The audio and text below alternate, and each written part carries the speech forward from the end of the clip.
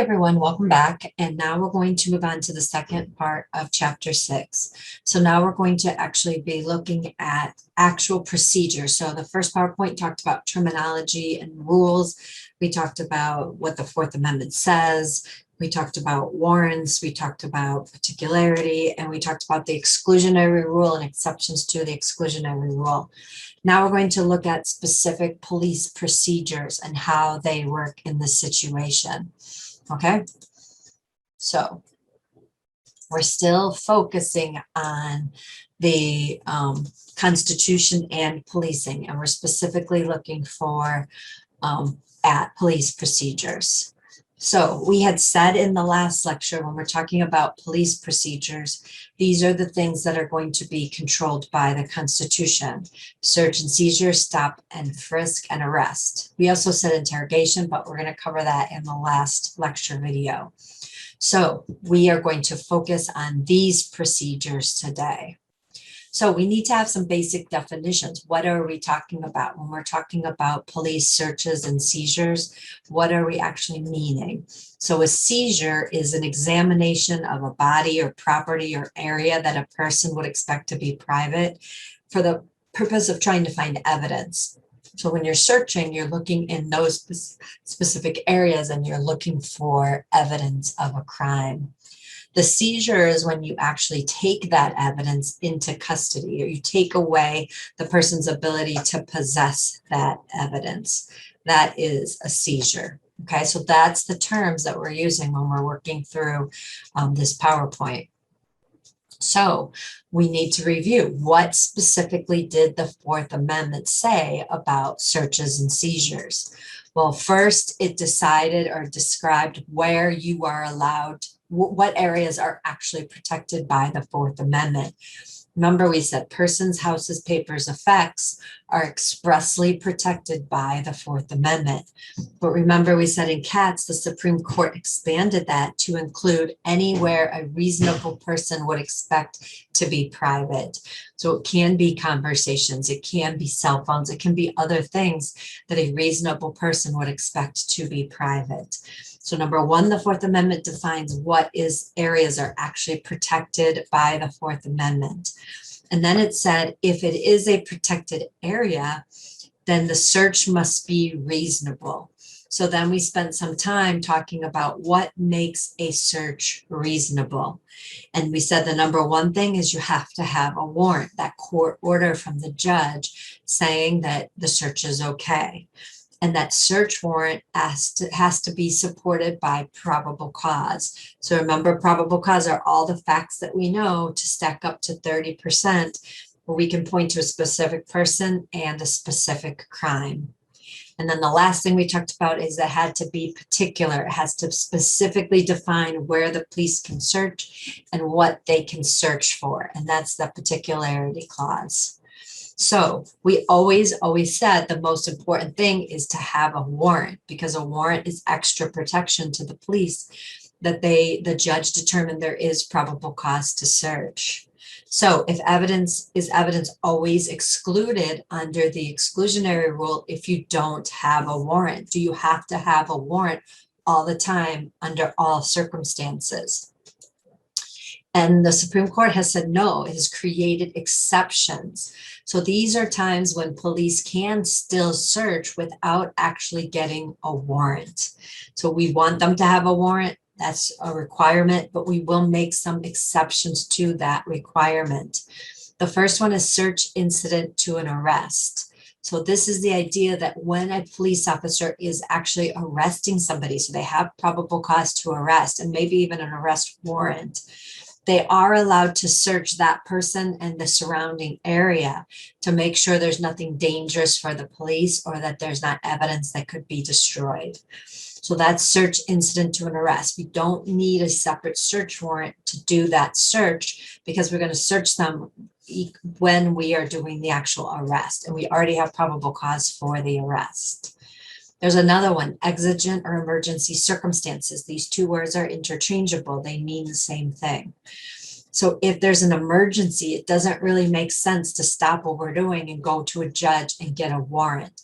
So the court will say in certain circumstances, when there's an emergency, you have to do it for safety. You can do a quick search and it will not violate the Constitution.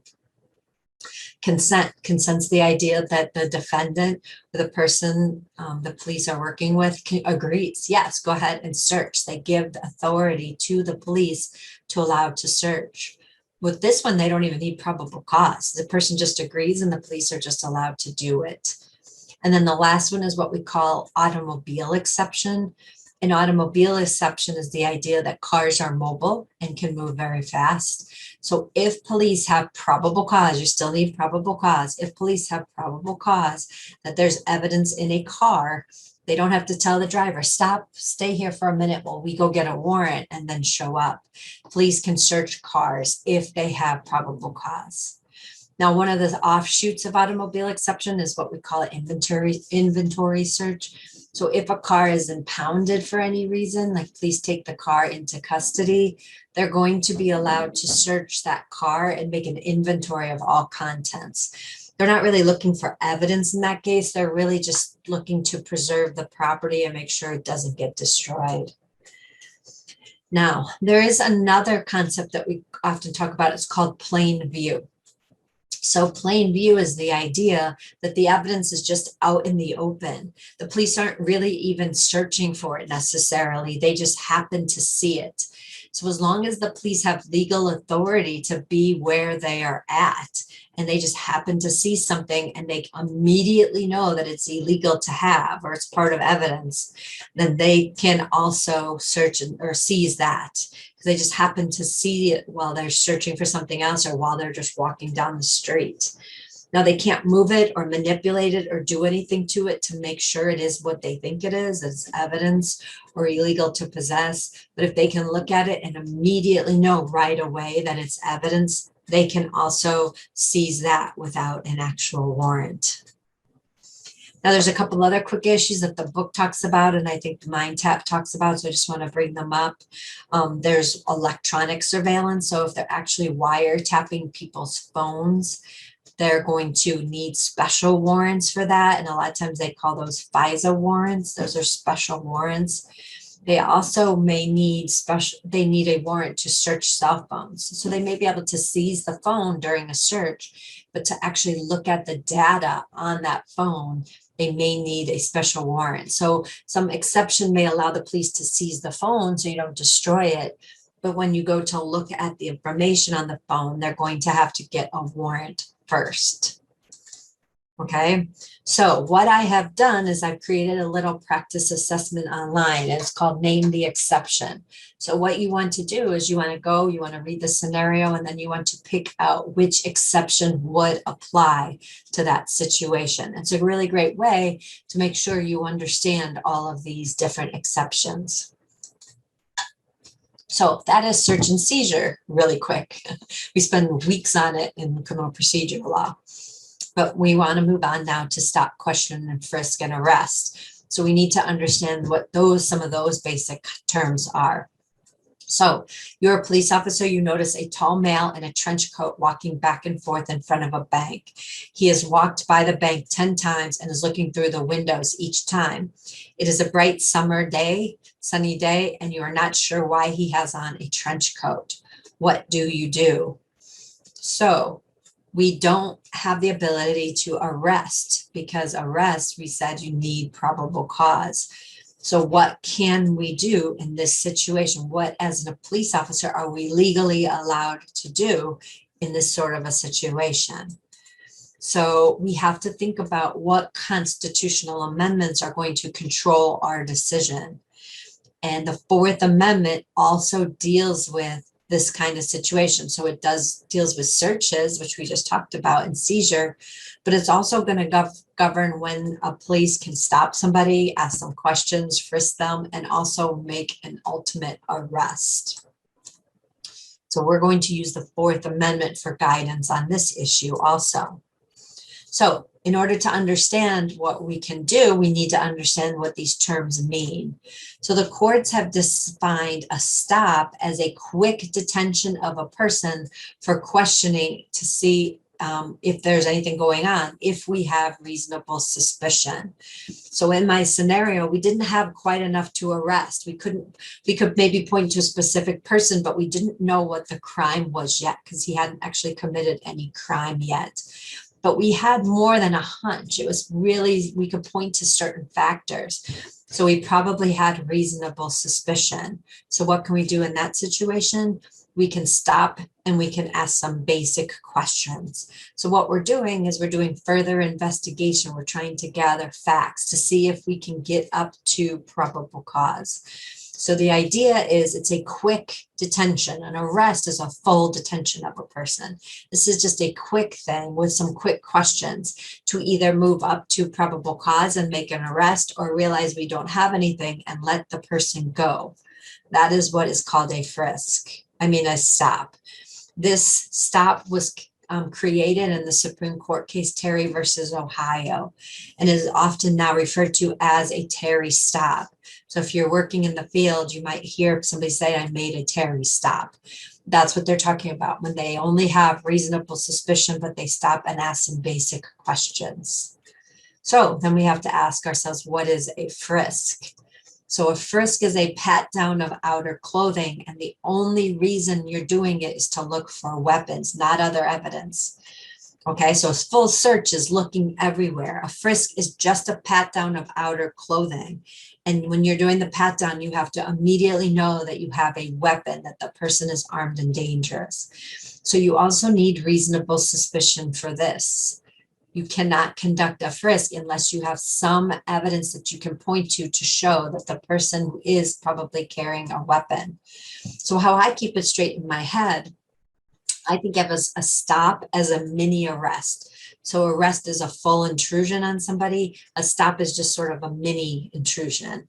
And then a search is a full search for things for evidence. A frisk is like a mini search, only a pat down of outer clothing and only to look for weapons. So then we have to ask ourselves, what makes up reasonable suspicion? How would we know whether we have reasonable suspicion so that we could conduct a stop or a frisk? Well, the courts set down a lot of factors that you can look at.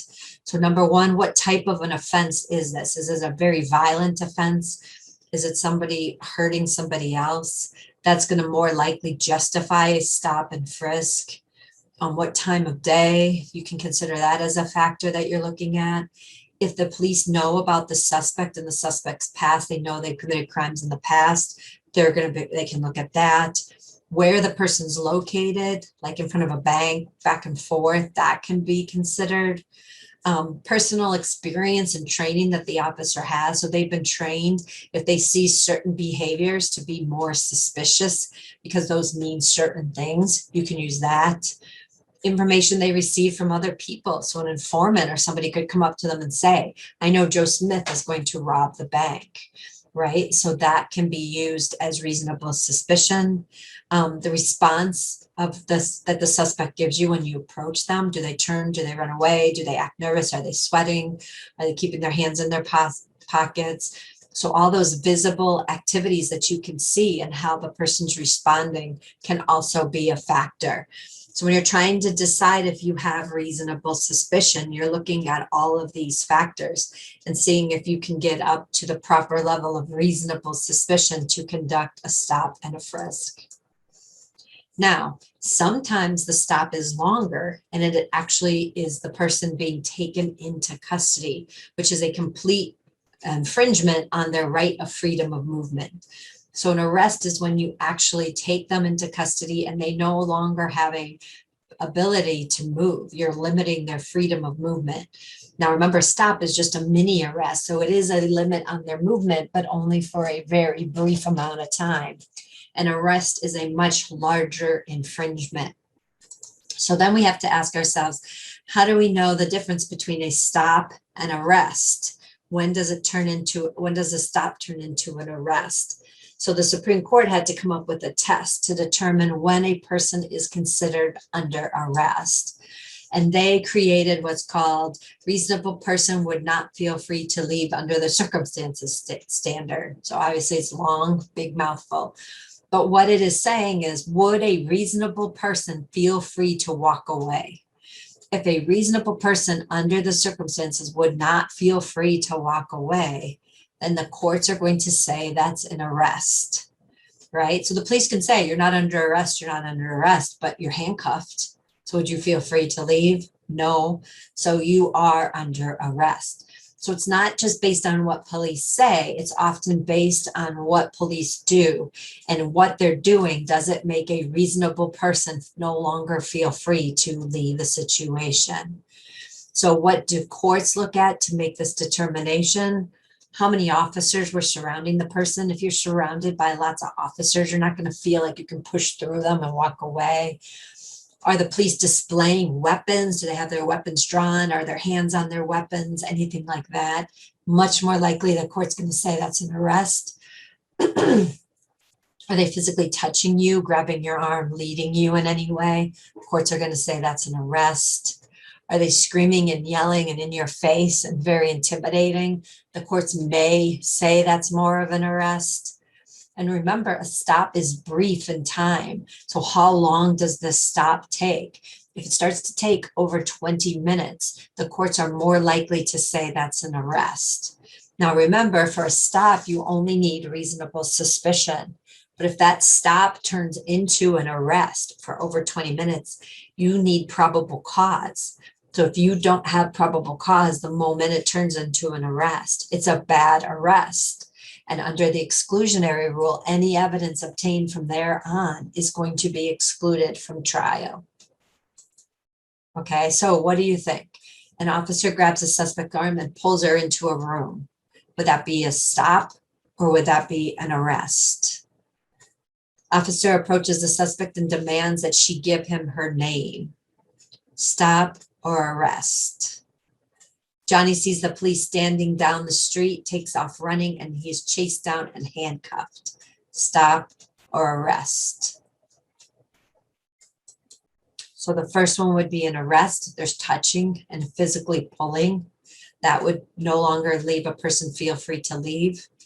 The second one is just a stop. It's just they're asking questions. The person could turn around and leave if they wanted. And the last one is an arrest. As soon as you tackle them and handcuff them, it's going to be deemed an arrest. So narcotics detectives receive information from a reliable informant that a student is selling cocaine from his residence hall. The detective does 3 undercover buys over a 2-week period.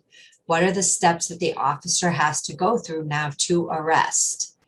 Well, we know from the Fourth Amendment that if we suspect particular person, particular crime, and in this case, we know who it is and we know what crime they've committed, we can get a warrant to arrest the person. So our next step is to arrest. In order to arrest, we have to have a warrant. So how do we get a warrant? We actually have to fill out formal charges against the person presented to the judge and have the judge then issue a arrest warrant based on the specific charges.